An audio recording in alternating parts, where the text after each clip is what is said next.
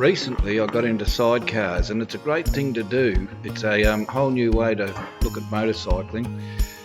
But the thing is, there's a lot you don't know when you start, and as a novice I thought I'd share some of my own experiences. There's all different types of sidecars. Some fly, some climb mountains, some even go to the lake and you go camping in them. But overall the thing that they've got in common is that they're fun. The best advice I can give you is to buy a couple of books called the Sidecar Guide. Read them because they'll help you. They've got a lot of information, but I thought in this video I'd share my experiences as a novice. That's my sidecar there. It turned out really well. This is the Sidecar Guide that I've asked you to buy. My sidecar started with a tub, a second-hand chassis. I made up the seat mould, fixed the suspension, and then I had the tub prepared and sent the whole lot away once I had the upholstery done, which matches the seat on the Indian. But I sent the bike away to an engineer to have it set properly, and I think that was really important. It made it a very rideable bike. So let's go for a ride and I'll tell you what I've learnt along the way. It's a novice's guide, but I hope it helps. Right, now we're going to go around this little roundabout in this car park here. I'm going to do a series of left and right hand turns, and you'll be able to see the difference between a sidecar and a normal motorcycle.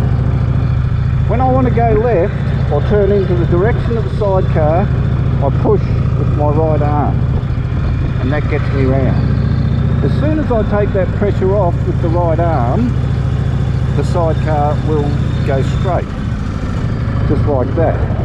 Now, one thing you've got to be aware of, when you're turning into your sidecar, if you turn too sharp or carry too much speed into the corner, you can actually lift the sidecar wheel, like I'm just doing now.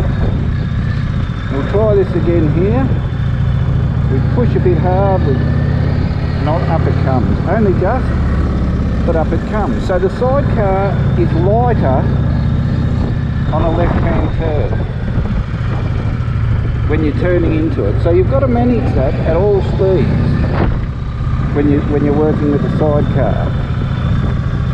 And the way you manage it is you get more stable if you control the speed going into the corners. The other way is you lean into the sidecar. So I'm leaning in towards the sidecar, I'm pushing, and I'm straight. I'm putting my weight, exaggerated here, but putting my weight over the sidecar, and go. So that is the difference in the way you steer a sidecar. Now I'm going to turn around and we're going to do some right-hand turns, which are easier, because when you turn right, I push with my left hand, but the weight's now being transferred onto the sidecar, so it's much more stable.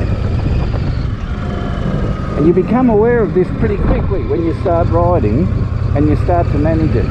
I tend to slow down on left-hand bends, whether I need to or not, and I just anticipate that the wheel can lift, although not much. It's quite hard to make this one lift, but it can lift, and I manage it. But when you're in a sidecar, you're not in a rush to go anywhere, you're just enjoying yourself. There's a lot of talk about whether or not you need ballast in a sidecar when it's empty. Now, they do handle differently when you've got a passenger in or when they're empty. And you can put a little bit of ballast, you don't need much, 10-15 kilos makes a bit of a difference to how it handles. But the reality is, once you get used to it, you can ride a sidecar with no ballast just the same as you ride one with ballast. So here we are, sitting at about 30, which is fairly stable, but you watch if I take my hands off, just starting to get a little bit of a wobble, but not bad. There it is there. and that's between 20 and 30 kilometres. It's low down in the speed aspect, if you like. The beauty of that is if you've got it down there, you'll be better off when you're travelling faster, and that's where you want the stability, anywhere above 30 kilometres an hour. So some setups will wobble a bit, others don't. I don't know how they set them up so they don't, but generally speaking they shouldn't be too bad. You should be able to hold them comfortably with two hands, which this one you can. You'll see here, it's almost, you don't notice it when I've got two hands on the wheel. All bikes, just about all bikes, can have a sidecar fitted, but it's important to match the sidecar to the bike. For example, a 250cc bike is only be capable of pulling a light sidecar, whereas a large bike like this Indian Roadmaster, it transfers a lot of weight onto the sidecar when you're cornering. Therefore your sidecar chassis needs to be much more sturdy, and your suspension also needs to be upgraded. So when you see old sidecars with lifted frames on the chassis, they were good for 500cc bikes and excellent when they were built, but I would be very reluctant to fit one to a modern bike. I just don't think that they're sturdy enough, and you're giving yourself all sorts of problems. One of the first things you notice when you get a sidecar and you hit the road is just how popular they are. Everyone seems to love them. When you pull up in servos or you go to a show and shine, you're going to turn heads. For some reason they are very attractive.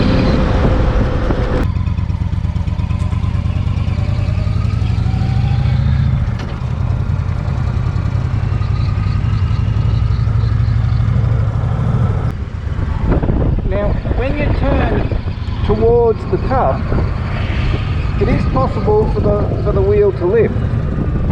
Left, push with the right, and if we overturn, up goes the sidecar wheel. So this is something you need to be aware of, and probably want to practice doing what I'm doing when you first get on a sidecar. Just get used to the idea that that left wheel can lift, and learn how to handle it. It's not a big problem. The sidecar will immediately right itself if you let go of or take the pressure off on the bars. Riding a sidecar, you have to be aware of the width of your vehicle, and you also have to be able to be aware of how far you are from the roadside verge. To my left here. The way that I manage it is, I pick a point here, and I line it up with the right line, and I know that if I stay there, particularly in a left-hand bend, I'm in no danger of running my left sidecar wheel off the road. Pushing with the right hand. Push, release, push, push, push, and release. So when you release, you automatically go straight. Now we're coming into a left-hander again, a right-hander, sorry. We're going to push with the left hand. Push. Push, nice camber on this corner. And I'm just keeping the pressure steady. Around we go. One of the interesting things about fitting a sidecar to your bike is that although you've got a third wheel, the bulk of the weight is transferred onto the rear wheel of your bike. So when you're fitting a sidecar, you also want to have a look at upgrading that rear suspension or increasing the preload on it. It certainly makes a difference to the way the bike handles it, and particularly its ability to ride through bumps.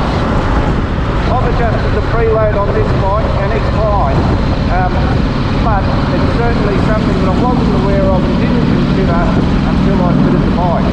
Luckily, the Indian Roadmaster gives me the ability and the flexibility to increase the preload simply by pumping up the shock.